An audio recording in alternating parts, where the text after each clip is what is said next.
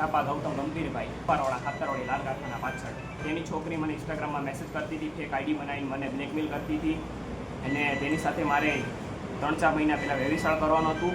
તેની છોકરીનો ધંધો દારૂનો છે, તેની સાથે જઈને દારૂ લેવા જતી તે મેં એને ના પાડી હતી અને તેની છોકરી મને બહુ જ બધા મેસેજ કરી મને બ્લેકમેલ કરતી હતી. એ બાબતે મને કહેવાઈ ગયો એને એ 4 જણાથી મને માર્યો. બેન, રાહુલભાઈ, આરતીબેન અને એની છોકરી ક્રિષ્ના.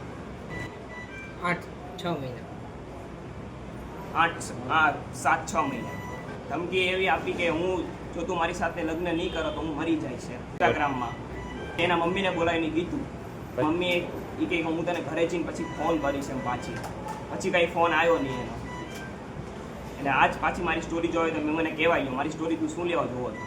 સીધો મને એ 4 જણાથી મને મારવા લીધો. હથિયારમાં તો પથરા હતા, પછી લાકડીઓ હતી અને વાળ પકડાને ગળાથી પકડી.